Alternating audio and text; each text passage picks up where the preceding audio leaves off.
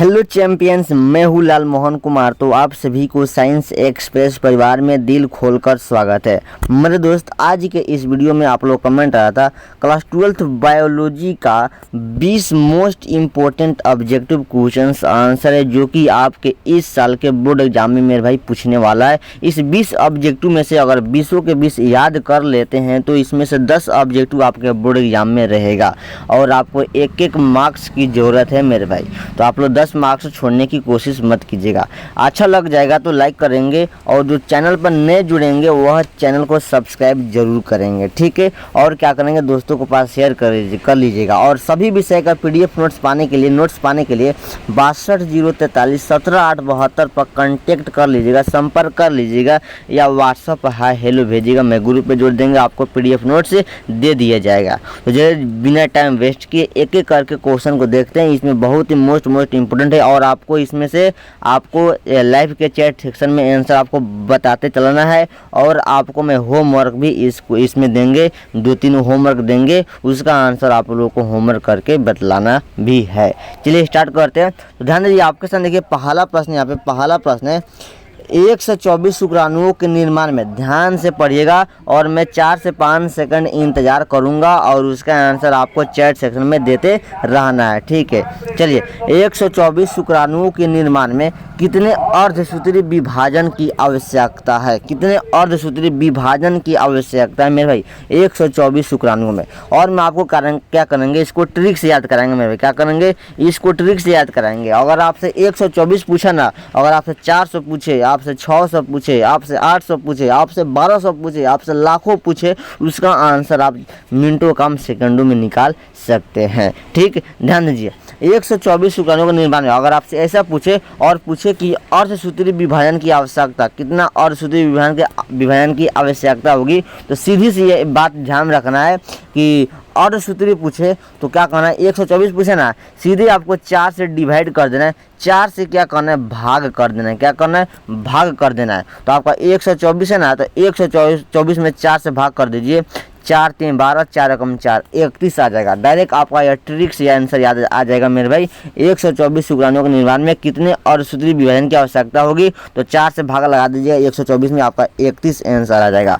अगर आपसे 400 यहाँ पे 124 पूछा, अगर आपसे 400 शुक्राणु के पूछा तो सीधे 4 से भाग लगा देंगे तो आपका आंसर 100 आ जाएगा। 800 पूछे, 1200 पूछे, सीधे 4 से भाग लगा देना है, आपका आंसर आ जाएगा। तो यहाँ पे 4 से भाग लगाएंगे तो आपका 31 आंसर आ जाएगा मेरे भाई। ऑप्शन यहाँ पे भी हो जाएगा। वीडियो अच्छा लगा अभी लाइक कर दीजिए, लाइक कर दीजिए और जो नए जुड़ेंगे चैनल पर वह सब्सक्राइब जरूर करेंगे। चलिए ध्यान दीजिए, आपके सामने सेकंड प्रश्न है मुकुलन को ही इंग्लिश में हम बोलते हैं बडिंग बोलते हैं। क्या बोलते हैं, बडिंग बोलते हैं। तो मुकुलन द्वारा जनन किस में होता है? बहुत ही शानदार एवं मोस्ट इंपोर्टेंट है। आपके पिछले साल के बोर्ड एग्जाम में ये आपका फर्स्ट प्रश्न और सेकंड प्रश्न सभी के सभी प्रश्न पूछा गया है और पूछा जाता है और इस साल भी पूछने वाला है। मानिए कि यह पिछले साल का क्वेश्चन है, प्रीवियस ईयर क्वेश्चन पेपर है, क्वेश्चन बैंक का क्वेश्चन है, ठीक। चलिए एकदम, तो किस में होगा, बहुत ही आंसर आ रहा है ईस्ट, एकदम सभी को ईस्ट है, एकदम ईस्ट हो जाएगा। और एक बात ध्यान रखिएगा कि मुकुलन द्वारा जनन यानी बर्डिंग आपका ईस्ट में भी होता है और याद रखिएगा आपका क्या होता है, ईस्ट में ही होता है। याद रखिएगा ईस्ट में होता है, ठीक। चलिए आगे बढ़ेंगे। चलिए, और ये देखिए आपका ईस्ट है जो इसके आपको बीमारी में यूज किया जाता है, जो आटा बनता है, ये बात याद ध्यान रखिएगा, ये ईस्ट में हो जाएगा।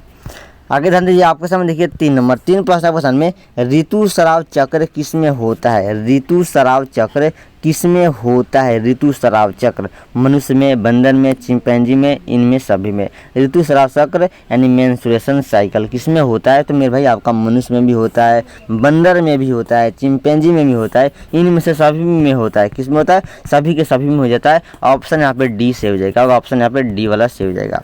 आगे ध्यान दीजिए, ऑप्शन चौथा प्रश्न है निम्न में से किस में बाह्य निषेचन होता है? बाह्य मतलब क्या होता है? बाहर निषेचन, यहाँ पे बाहर होगा, बाहर निषेचन होता है, बाहर फर्टिलाइजेशन होता है मेरे भाई। निम्न में से कौन है जो बाहर निषेचन होता है? मेढक, हिरन, मनुष्य, घोंगा। फटाफट से आंसर बता दीजिए जिसका निषेचन क्या होता है, बाहर होता है। तो आपका मेढक में आपका बाह्य निषेचन होता है। याद रखिएगा बाह्य निषेचन होता है। और ध्यान रखिएगा हिरन, ये तो आपका ठीक है, यहाँ पे क्या होगा, गलत होगा, हिरन गलत होगा, मनुष्य भी गलत होगा, घोंगा भी गलत होगा, क्या होगा यहाँ पे मेढक सही हो जाएगा। आगे ध्यान दीजिए, ऑप्शन देखिए 5 नंबर प्रश्न है, शरीर के बाहर होने वाले निषेचन को क्या कहते हैं? शरीर के बाहर होने वाले निषेचन को क्या कहते हैं? बहुत ही शानदार, याद रहेगा, बाहर होने वाले निषेचन को क्या कहते हैं। और आपसे पूछे कि अंदर होने वाला निषेचन को क्या कहते हैं, इसका भी आंसर आपको बताएंगे। तो बहुत ही आंसर ए आ रहा है, बहुत ही आंसर बी आ रहा है। तो ध्यान रखिएगा, बाहर होने वाला निषेचन को विट्रो बोलते हैं, क्या बोलते हैं? इन विट्रो बोलते हैं। बाहर निषेचन, शरीर के बाहर होने वाले निषेचन को, फर्टिलाइजेशन को इन विट्रो कहते हैं, बाहर होने वाले को। और आपसे पूछे अंदर होने वाले को तो क्या बोलते हैं? इन वीवो बोलते हैं, क्या बोलते हैं? इन वीवो बोलते हैं। अंदर होने वाले निषेचन को इन वीवो बोलेंगे, बाहर होने वाले निषेचन को इन विट्रो बोलेंगे। ऑप्शन यहाँ पे ए सही हो जाएगा। आगे ध्यान दीजिए, ऑप्शन में छठा प्रश्न देखिए, भ्रूण पोष का क्या कार्य है? भ्रूण पोष यानी इसी को इंग्लिश में बोलते हैं इंडोस्पर्म। तो भ्रूण पोष का क्या कार्य है? भ्रूण बनाना, भ्रूण को पोषण देना, लिंग निर्धारण करना, इनमें से सभी। एकदम मेरे बहुत ही शानदार एवं मोस्ट इम्पोर्टेंट है। तो भ्रूण पोष का कार्य है भ्रूण को पोषण देना, न्यूट्रिशन देना, खान पान देना मेरे भाई, पोषण देना। ऑप्शन यहाँ पे बी वाला सही हो जाएगा, बहुत का बी ही था। देखिए 7वां प्रश्न है, पराग भीति होती है, पराग भीति होती है एक स्तरीय, द्वितीय स्तरीय, तृतीय स्तरीय या कई स्तरीय? तो मेरे भाई बहुत ही मोस्ट इंपोर्टेंट है। तो पराग भीति आपका क्या होता है? द्विस्तरीय होता है, क्या होता है? द्विस्तरीय होता है। ऑप्शन यहाँ पे बी सही हो जाएगा।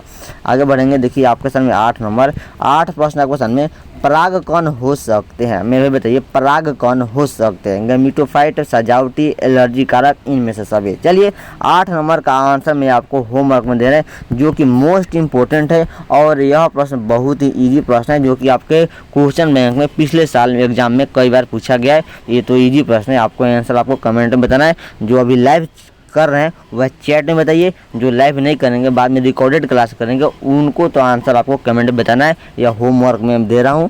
और अगर आप लोग नहीं बता पाएंगे तो आप लोग कमेंट आएगा तो मैं इसका आंसर कमेंट करके पिन कर देंगे। चलिए देखिए 9 प्रश्न है, वायु परागित पुष्प सामान्यतः होते हैं, वायु परागित पुष्प सामान्यतः होते हैं, आकर्षक, छोटे, रंगहीन, बी और सी। ये भी बहुत ही ईजी प्रश्न है। चलिए लेकिन इसका आंसर मैं बता देता हूँ, क्योंकि सब उतना आंसर नहीं बताएंगे, बहुत याद भी नहीं रहता है मेरे भाई, इसलिए बताना पड़ेगा। चलिए और 8 का तो आंसर आपको बताना है तो बताना है मेरे भाई। 9 नंबर प्रश्न है, 9 नंबर, वायु परागित पुष्प सामान्यतः होते हैं, बताइए तो क्या होते हैं? आकर्षक, छोटे, रंगीन, ये और बी और सी होते हैं। बहुत ईजी, बहुत ईजी है। तो मैं आपको बता दूँ कि यहाँ पे वायु जो हवा द्वारा जो परागित पुष्प सामान्यतः होते हैं, छोटा भी होता है और रंगीन होता है। आकर्षक नहीं, वो आकर्षक नहीं होता है, अट्रैक्शन नहीं होता है, अट्रैक्टर्स उसमें नहीं होता है, ठीक है भाई। और छोटा होता है और रंगहीन होता है, उसका कोई कलर नहीं होता है। तो आपका बी और सी दोनों सही हो जाएगा। देखिए ऑप्शन आपका डी वाला सही होगा, बी और सी दोनों का दोनों सही हो जाएगा। छोटा होता है और रंगहीन होता है। चलिए आगे ध्यान दीजिए, आपके सामने देखिए 10 प्रश्न है, वेलिस्नेरिया में किस प्रकार का पर परागण होता है? वेलिस्नेरिया में किस प्रकार का पर परागण होता है? जल परागण, वायु परागण, कीट परागण, पक्षी परागण? देखिए मैंने आपसे 4 से 5 सेकंड में इंतजार कर रहा हूँ, आपको आंसर चैट में बताते चलना है, ठीक है। मैं सब किसी का नाम देख रहा हूँ पर नाम नहीं लेंगे अभी, फटाफट से हम लोग कर लेते हैं, ठीक। चलिए एकदम फटाफट 10 क्या हो जाएगा, एकदम बहुत आंसर आ गया ए, जल परागण। क्या हो जाएगा यहाँ पे? जल परागण। वेलिस्नेरिया में जल परागण होता है, बहुत लोग वायु परागण बोल रहे हैं, वायु परागण गलत हो जाएगा। यहाँ पे क्या होगा? वेलिस्नेरिया में किस प्रकार का पर परागण, ध्यान रखिएगा यहाँ पे पर परागण होता है तो जल परागण होता है। ऑप्शन आपका ये वाला सही हो जाएगा, ठीक। चलिए उसको देखिए, यहाँ पे 20 तक प्रश्न है मेरे भाई, तो आप लोग वीडियो को लास्ट तक देखिए, अच्छा लगे लाइक कर दीजिए, चैनल पर नए हो सब्सक्राइब कर दीजिए, ठीक। चलिए उसके बाद ध्यान दीजिए, आपके सामने 10 के बाद 11वां प्रश्न, यहाँ पे 11वां प्रश्न है, बीजांड विकसित होकर क्या बनाता है? बीजांड विकसित होकर क्या बनाता है? फल बनाता है कि फूल बनाता है कि बीज बनाता है कि बीज पत्र बनाता है? तो मेरे भाई बीजांड जो होता है ना, वह जब विकसित हो जाएगा, डेवलपमेंट उसका हो जाएगा, तो वो ऑटोमेटिक है कि बीजांड से क्या बनाएगा? बीज बनाएगा। देखिए बीजांड बीज बनाएगा, क्या बनाएगा? बीज बनाएगा। बीज को भोजपुरी में बहुत लोग बोलता है बिया, और इंग्लिश में बोलता है वही CBSE वाला लोग सीड बोलता है, क्या बोलता है? सीड बोलता है। यहाँ पे क्या हो जाएगा? बीज हो जाएगा। देखिए आपके सामने 12 प्रश्न है, यहाँ पे एनाट्रोपस बीजांड होता है, इसका ऑप्शन सी होगा, 11 का सी होगा ऑप्शन। 12 प्रश्न है, एनाट्रोपस बीजांड होता है, सीधा उल्टा होता है, उल्टा होता है कि टेढ़ा होता है, इनमें से कोई नहीं होता है। तो एनाट्रोपस बीजांड जो होता है ना मेरे भाई, वह उल्टा होता है, क्या होता है? उल्टा होता है मेरे भाई, उल्टा क्या होता है, उल्टा होता है, वर्ड उल्टा होता है। क्या होगा ऑप्शन यहाँ पे बी सही हो जाएगा। देखिए आपको समझ 13 प्रश्न है। अनुन्मील्य परागण वाले पौधों में, अनुन्मील्य परागण वाले पौधों में निश्चित रूप से होता है। बताइए अनुन्मील्य परागण वाले पौधों में निश्चित रूप से होता है, क्या होता है, स्वपरागण होता है कि पर परागण होता है कि ए और बी दोनों, किन में से कोई नहीं। क्या प्रश्न है आपको सामने, अनुन्मील्य परागण वाले पौधे, ध्यान में रखिएगा आपसे पूछा अनुन्मील्य परागण वाले पौधों में, एकदम 13 का। देखिए आपसे मैं इंतजार कर रहा हूँ, आंसर आप लोग बताते चलिएगा। बहुत ही आंसर आ रहा है यहाँ पे बी, बहुत ही आंसर आ रहा है ए। जिसका भी ए होगा उनका सही हो जाएगा, बी वाला गलत होगा, ऑप्शन ए वाला सही हो जाएगा। स्वपरागण होता है, स्वपरागण का मतलब क्या होता है, जो अपने आप परागण होता है, स्व मतलब अपने आप परागण, उसी को स्वपरागण बोलते हैं। ठीक, चलिए ओ माय गॉड, चलिए 14वां प्रश्न आपके सामने, ग्रेफियन पुटिका पाई जाती है। बताइए ग्रेफियन पुटिका पाई जाती है, किस में पाई जाती है। ऑप्शन ए देख लीजिए, ऑप्शन बी देखिए, ऑप्शन सी पढ़िए, ऑप्शन डी पढ़िए और इसका आंसर आपको चैट में बता देना है। ठीक, मैं 4 से 5 सेकंड इंतजार भी कर रहा हूँ आपका आंसर का। तो यहाँ पे क्या हो जाएगा, ग्रेफियन पुटिका आपका कहाँ पाए थे, स्तनियों के अंडाशय में, स्तनियों के अंडाशय में ग्रेफियन पुटिका पाई जाती है। करेक्ट ऑप्शन यहाँ पे डी सही हो जाएगा। 15 प्रश्न है, नर हार्मोन्स की उत्पत्ति कहाँ से होती है। नर हार्मोन्स की उत्पत्ति कहाँ से होती है, अंडाशय से, शुक्राणु से, वृषण से, वृक्क से, कहाँ से होती है नर हार्मोन्स की उत्पत्ति। एकदम नहीं फटाफट 15 को बता दीजिए। तो क्या हुआ यहाँ पे, नर हार्मोन्स की उत्पत्ति बहुत ही आंसर आ रहा है यहाँ पे शुक्राणु से, बहुत ही आंसर आ रहा है यहाँ पे वृषण से। तो मैं आपको बता दूँ कि नर हार्मोन्स की उत्पत्ति कहाँ से होती है, तो आपका वृषण से होती है। ऑप्शन यहाँ पे क्या हो जाएगा, सी हो जाएगा। वृषण का मतलब आप लोग जान रहे हैं कि वृषण का मतलब किसको हम लोग, वृषण किसको बोलते हैं, ये तो बात आप लोग जान रहे हैं, जो कि यह पुरुष में पाया जाता है। कहाँ पाया जाता है, यह आपका पुरुष में यानी मेल में पाया जाता है वृषण। ठीक है मेरे भाई, एकदम जिसका नाम तो आप समझ रहे हैं। बहुत लोग बायोलॉजी वर्ड नहीं समझता है, समझाना पड़ता है लेकिन नाम नहीं ले सकते हैं मेरे भाई। वृषण होता है तो होता है, आप समझ लीजिएगा। 16वां प्रश्न है, इनमें से कौन सी तकनीक के पात्र निषेचन के अंतर्गत नहीं आती है। इनमें से कौन सी तकनीक है, तकनीक पात्र है जो निषेचन के अंतर्गत नहीं आती है। ऑप्शन ए पढ़ लीजिए जो नहीं आती है, ऑप्शन बी देखिए, ऑप्शन सी देखिए, ऑप्शन डी देखिए। एकदम भाई जिसका भी ऑप्शन यहाँ पे आ रहा है कि अंतःकोश के शुक्राणु निक्षेपण, ये भी नहीं होता है, ये भी नहीं होता है, ये भी नहीं होता है, भ्रूण स्थानांतरण ये भी नहीं होता है, अंतःगर्भाशय युक्ति, अंतःगर्भाशय युक्ति मेरे भाई यहाँ पे नहीं आती है। देखिए यहाँ पे मैं आपको समझा दूँ, आपसे प्रश्न देखिए, ऑप्शन ए गलत हुआ। क्यों गलत हुआ, क्योंकि यह आती है, ये भी आती है, ये भी आती है। ठीक है, किसके अंतर्गत, कौन सी तकनीकी निषेचन के अंतर्गत नहीं आती है। निषेचन के अंतर्गत प्रश्न आपसे पढ़िए, निषेचन के अंतर्गत है, ये तो आता है लेकिन गलत हो जाएगा, ये भी आता है लेकिन गलत हो जाएगा, ये भी आता है लेकिन गलत हो जाएगा, लेकिन अंतःगर्भाशय युक्ति नहीं आती है, इसलिए यह क्या होगा, गलत हुआ, लेकिन ये आपका क्या होगा, सही हो जाएगा। देखिए आपके सामने देखिए 17वां प्रश्न, 17 नंबर, ध्यान दीजिए 17वां प्रश्न आपके सामने 17 नंबर, भारत में प्रथम जनगणना प्रारंभ हुआ। बताइए प्रारंभ हुई या हुआ, भारत में सर्वप्रथम जनगणना कब हुआ था। भारत में, आपके भारत देश में, इंडिया में सर्वप्रथम जनगणना कब हुआ था। ऑप्शन ए देखिए, ऑप्शन बी देखिए, ऑप्शन सी देखिए, ऑप्शन डी देखिए। तो एकदम भाई 1891 में भारत में सर्वप्रथम जनगणना हुआ था, प्रथम जनगणना हुआ था कब, 1891 में। ऑप्शन यहाँ पे क्या हो जाएगा, बी सही हो जाएगा, ऑप्शन यहाँ पे बी सही हो जाएगा। देखिए 18 प्रश्न है, सहेली क्या है। बहुत ही शानदार एवं मोस्ट इंपोर्टेंट है, सभी के सभी 20 ऑब्जेक्टिव है ना, बहुत ही शानदार है।